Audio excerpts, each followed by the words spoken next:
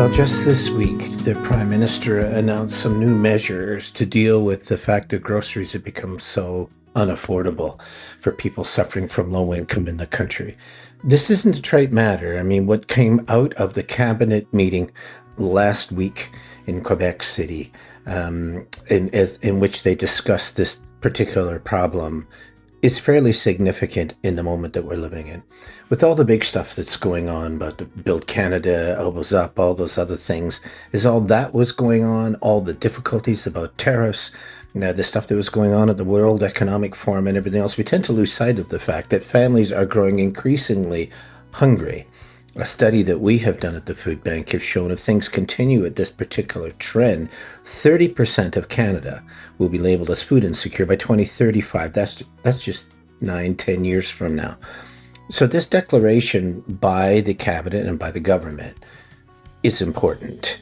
I should also note that Food Banks Canada, Kirsten Beersley, who's the CEO of Food Banks Canada, who represents all of us across the country, went to the cabinet retreat and presented to them and the Prime Minister part of what was released just this week. So we thank them for doing that. But it's also true that many of us have been meeting with cabinet ministers federally, provincially, and also meeting with our city councils and others. And there's been a lot of work going on from other food banks just individually trying to speak out in Ottawa and Queen's Park to say that something like this really needed to happen. And it did. So I think that combination of 2 years or even more of talking to federal officials, and then this meeting that happened with the Food Banks Canada and the cabinet last week has ended up in something that will at least provide some temporary relief. Let's just go over it briefly and we can talk about what it is. It's called the Canada Groceries and Essentials Benefit, and it's really a redesign of the goods and services tax that has been historic in this country. It's a credit that will provide meaningful support to almost 13 million individuals here in Canada. Many of these come to food banks, many of them do not. But the point is they're all struggling over things like affordability issues, about rent, about the high price of groceries that still seem to rise even if other things begin to fall. And then there's also the whole issue of proper supports for those people who are on disability or who are suffering unemployment. So that has gone on for some time. So this is a response to that. This is going to come to 13 million people in Canada to help them as they struggle through those other things. Those other things are going to take significant action to effect.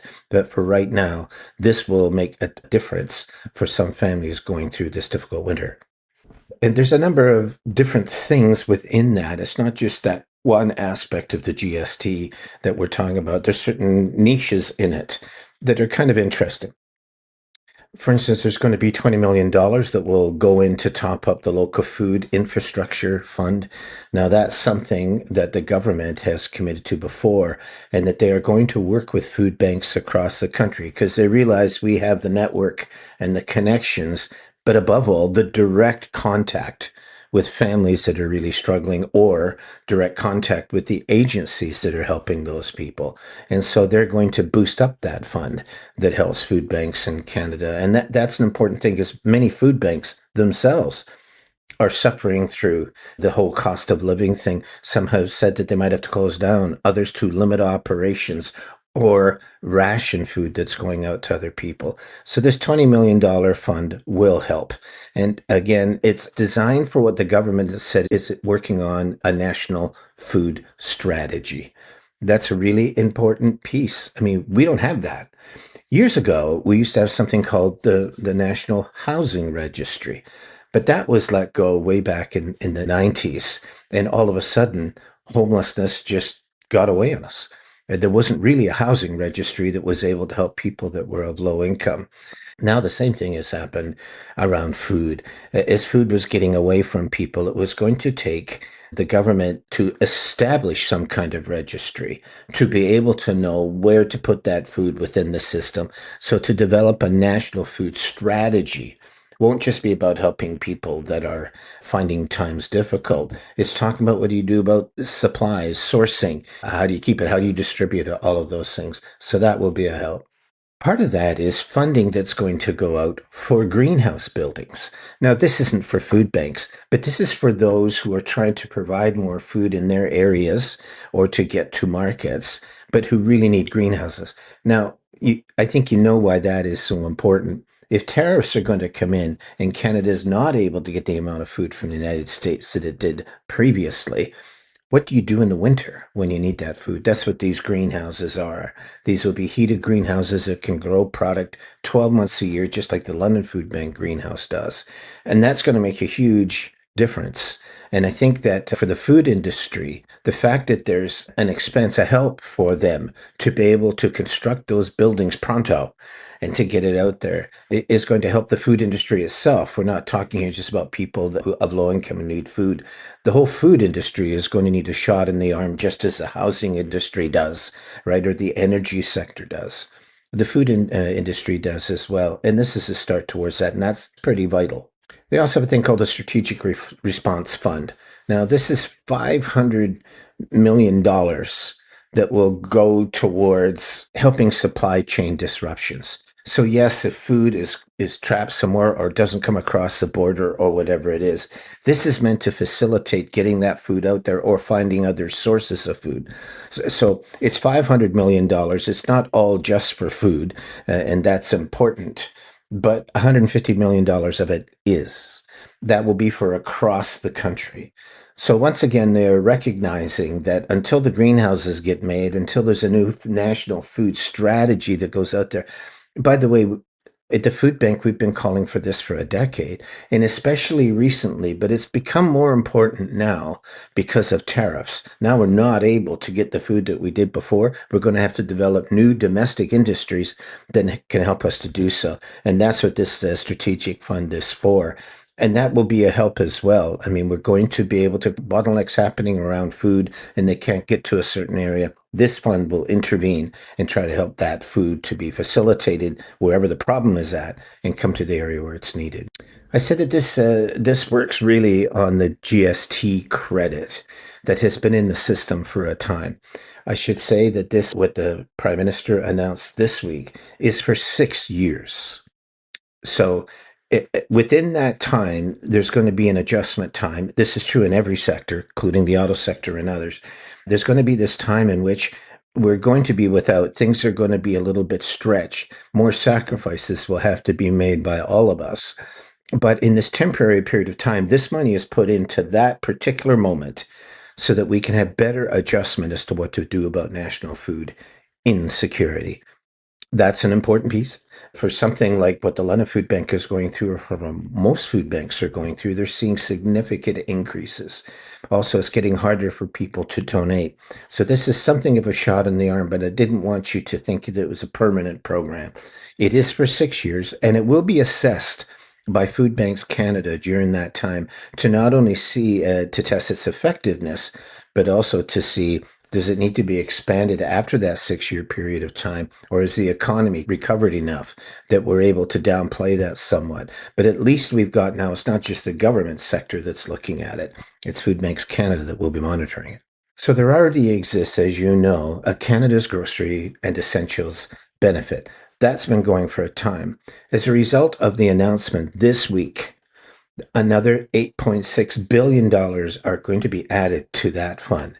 This is something also that food banks have been calling for because the states of emergencies have been happening around of Ontario. You've heard of 11 different municipalities that are calling states of emergencies for food insecurity. That's also happening across the country. And it's really happening in the north as well, which is also gets a special influx of resources to be able to help them. But what it means is that that benefit will get that special 8.6 billion put into it, which will make it easier and provide more resources for people that are food insecure to be able to get the sustenance they need for their families. Now, how is this implemented? Well, it will be through the benefit programs that have existed already. There'll be quarterly installments of that will go out to families that are in need. And that's an important piece. It's already existed, but clearly it wasn't enough. And we're not even sure this 8.6 billion will be enough, but it is a significant increase in this time of real emergency and in tariffs. And it is being monitored by food banks who will have an official input into what the government is doing and have a say in how we think that that is going. And that's an important piece. We appreciate the government permitting us that kind of right to monitor it. And it only makes sense when you think about it. It's not just that the families that we're helping, it's all the agencies that are helped by Food Bank. There's a world of information there that is very helpful. We also have dealings with markets, with grocery stores, with farmers, with other food organizations across the country. A lot of food goes back and forth. It's been donated to food banks and is shared across the country. London, Ontario's food bank here. We are a hub for Southwestern Ontario and share a lot of that national food that comes in out to those areas.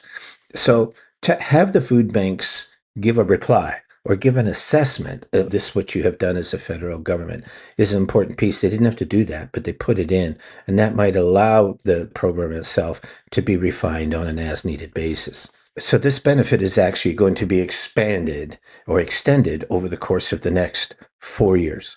So in 2026, a family of four that would get $1,890 per year to help. That was already in place for 5 years and it's been running for a year.